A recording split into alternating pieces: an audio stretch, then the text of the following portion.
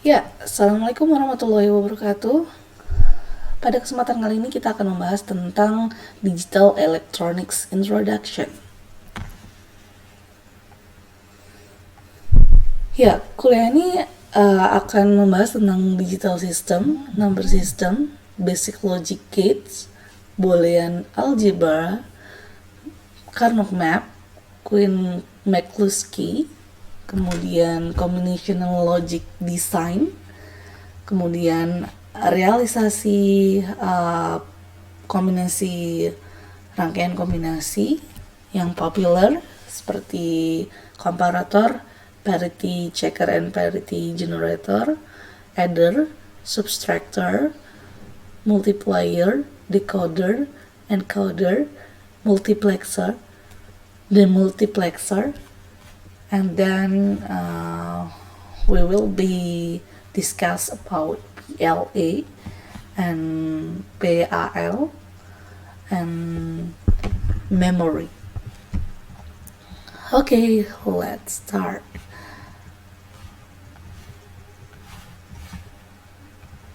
Ya, ini adalah beberapa referensi yang bakal kita pakai selama kuliah Digital Electronics ini.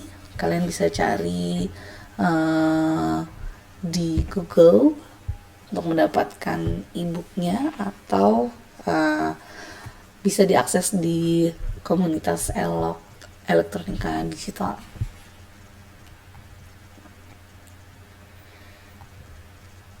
Ya, sekarang kita akan masuk ke kenapa kita harus belajar elektronika digital. Kenapa elektronika digital itu penting? Kemudian komponen apa saja yang menjadi dasar dari elektronika digital? Kemudian contoh-contoh dari sistem elektronika digital. Sebelumnya saya akan mengajak diskusi kalian dulu. Bagaimana kita mendefinisikan bahwa suatu produk elektronik itu mengandung rangkaian digital. Apakah mampu menampilkan angka, huruf, gambar, dan video? Ataukah memiliki memori yang mampu menyimpan sebuah informasi atau sesuatu yang bisa diprogram ataukah sesuatu yang bisa terkoneksi dengan internet? Jika jawaban dari keempat pertanyaan tersebut adalah ya, maka produk tersebut mengandung suatu rangkaian digital. Ya, kita beralih ke contoh rangkaian analog dan digital, di mana rangkaian tersebut menghasilkan suatu sinyal. Nah, sebelah kiri ini adalah rangkaian analog, di mana dia terhubung ke suatu tegangan, dan di sini ada suatu potensiometer yang bisa kita atur tegangan yang mengalir di rangkaian tersebut. Nah, berkisar di antara 0 sampai 5 volt. Misalnya kita punya suatu titik A dan B di sini, maka ketika kita memutar potensiometer yang kita gunakan di sini, dia akan naik dari 0 volt sampai ke 5. Kemudian ketika kita memutarnya ke titik B di sini, maka dia akan turun lagi dari tegangan maksimumnya yaitu 5 volt ke 0 volt. Berbeda dengan sinyal digital di sini, dia akan menghasilkan suatu gelombang kotak di mana tegangan yang ada di rangkaian tersebut tidak berkisar lagi di angka 0 sampai 5. Artinya dia tidak bisa berubah dari 1 volt, 2 volt, 3 volt, 4 volt, dan 5 volt. Tapi dia hanya punya dua nilai, yaitu 0 volt atau 5 volt. Nah, perbedaan itu seperti saklek gitu ya. Jadi kalau nggak 0 ya dia 5 volt. Artinya kalau tidak hidup ya mati. Nah, bisa kita lihat di gelombang kotak ini, sinyal yang dihasilkan itu berupa sinyal kotak seperti ini, 0 di titik A, kemudian dia di titik B berubah dari 5 ke 0 atau high ke low. Nah, artinya di sini ketika suatu rangkaian itu mengandung perubahan tegangan dari 0 ke 1 atau 1 ke 0, maka rangkaian tersebut disebut sebagai rangkaian digital. Jadi, ini sering disebut titik 0 ini sering disebut sebagai low voltage, dan pada titik 5 volt itu disebut sebagai high voltage. Nah, biasanya itu diinterpretasikan sebagai logika 1 untuk high dan 0 untuk low. Nah, kita beralih ke sifat dari sinyal analog dan sinyal digital di sini. Pada sinyal analog, nilai yang dihasilkan itu bersifat continuous. Sedangkan pada rangkaian digital, nilai tegangan yang dihasilkan itu bersifat discrete. Nah, ini tampak pada analogi dari sinyal continuous dan discrete value. Nah, analog sinyal itu bisa menghasilkan tegangan 1 volt, 2,5 volt, 2,3 volt, 22 volt, sedangkan pada sinyal digital dia hanya bisa menghasilkan 2 tegangan. Kalau tidak 0 ya 1.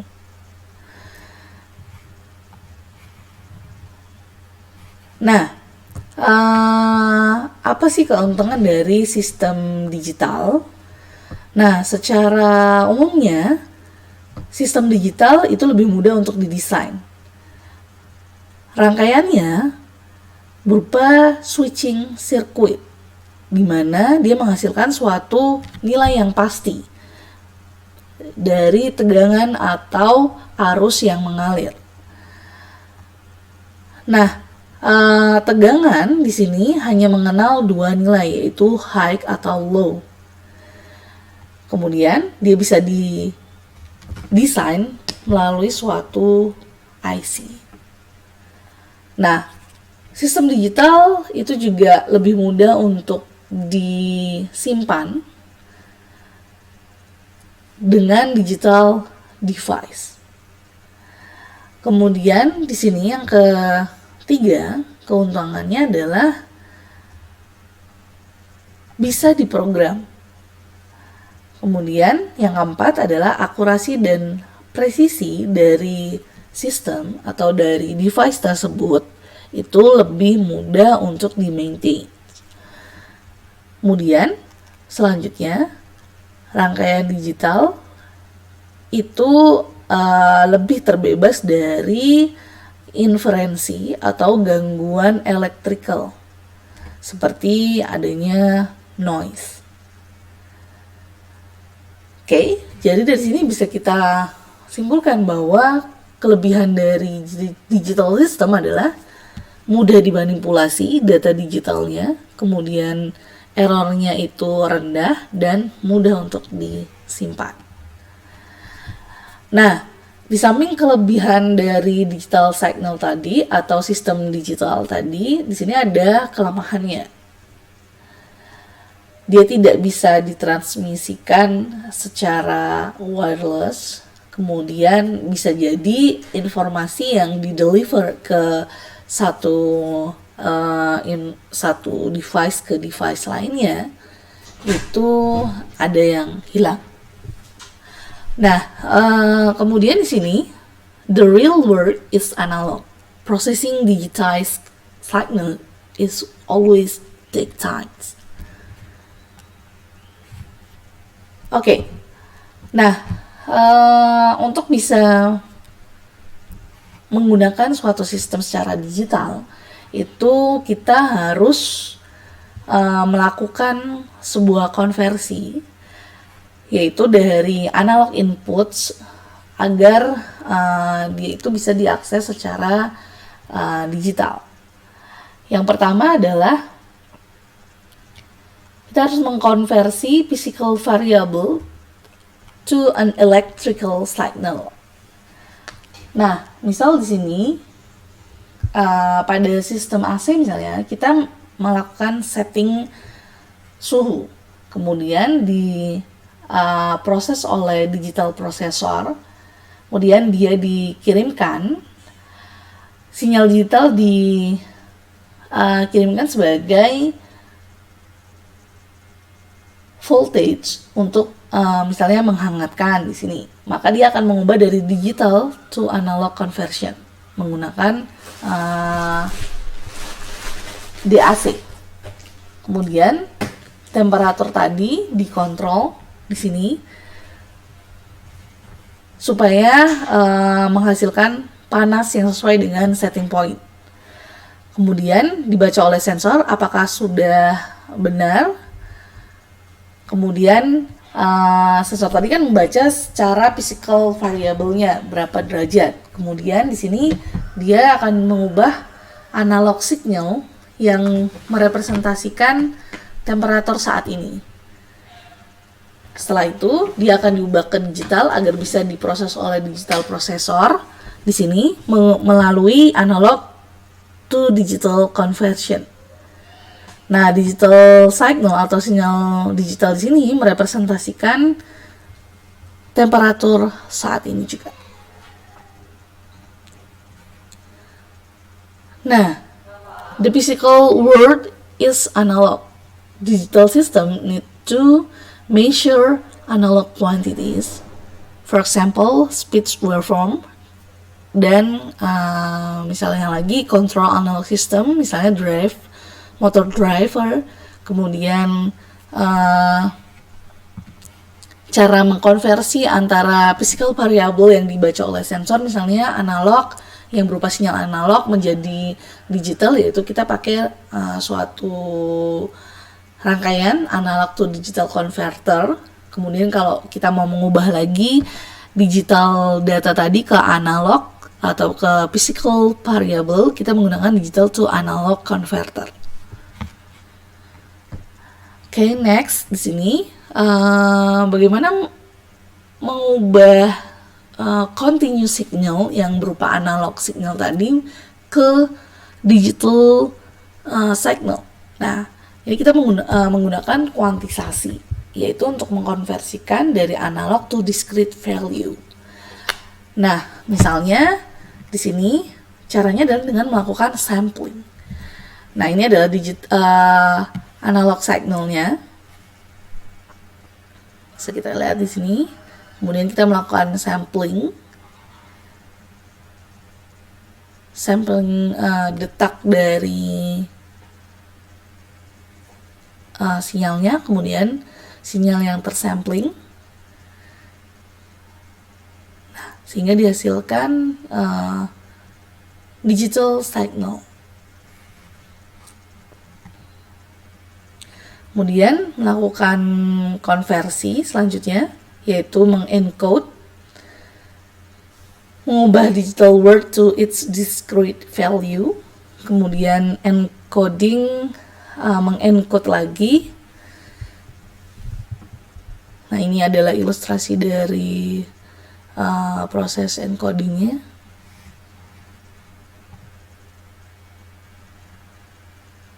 Nah, sebagai contoh di sini adalah sistem analog electronic system for measuring the amount of liquid in a tank. Bisa kita lihat di sini kita ada suatu sensor yang membaca variabel physical variabelnya, yaitu ketinggian dari airnya misalnya. Kemudian dia diproses secara analog, yaitu untuk mengetahui arus yang mengalir di rangkaian tersebut, kita bisa mengubah dari tegangan versus hambatannya. kemudian diperoleh analog output.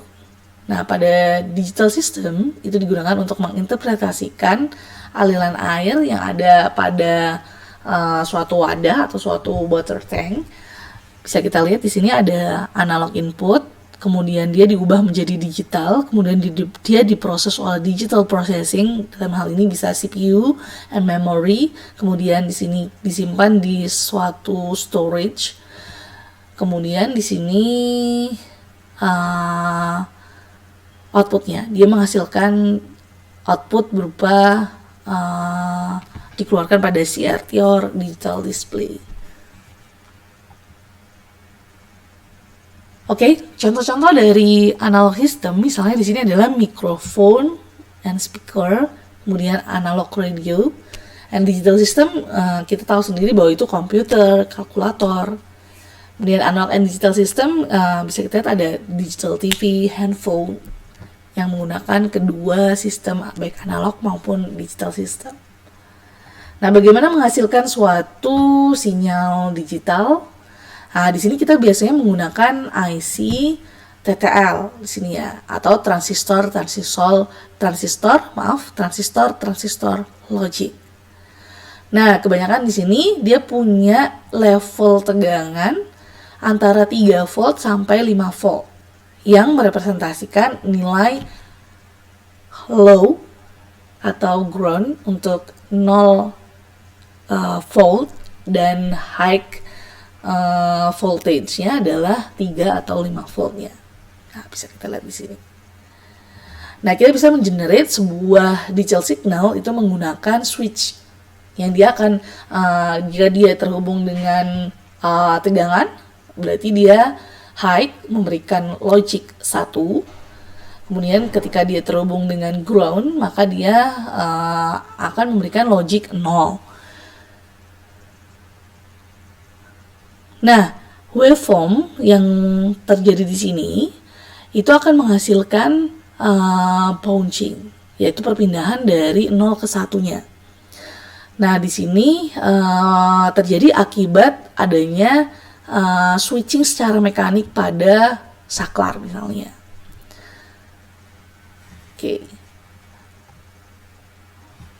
Nah, bagaimana kita melakukan testing terhadap digital signal? Kita bisa menghubungkannya dengan LED sebagai output indikatornya. Nah, bisa kita lihat ini adalah saklar atau switchingnya yang terhubung dengan tegangan input, kemudian outputnya terhubung dengan suatu LED. Nah, bisa kita lihat di sini ketika dia terhubung dengan low, maka otomatis dia terhubung dengan ground, yang artinya dia akan memberikan logic 0 atau no light, atau nanti LED-nya ini jadinya mati gitu. Kemudian kalau dihubungkan dengan high, maka dia otomatis terhubung dengan tegangan, maka di sini arus akan mengalir ke anode, kemudian dia akan menghidupkan LED tersebut. Nah, logika high atau 1 ini menyebabkan LED ini menjadi hidup. Jika tidak tanpa menggunakan switching misalnya, maka LED akan selalu memberikan logic high atau LED-nya itu hidup. Nah, kita juga bisa menggunakan sebuah transistor ini di mana switchingnya itu terhubung dengan basis, kaki basisnya dari transistornya.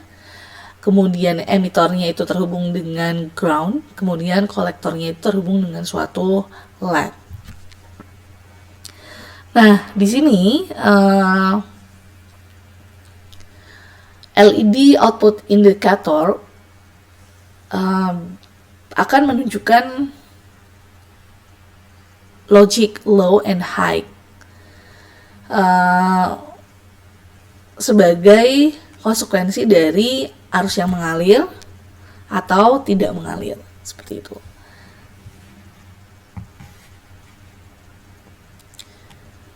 Oke, sekian untuk introduction to digital electronics kali ini. Sampai ketemu di video berikutnya.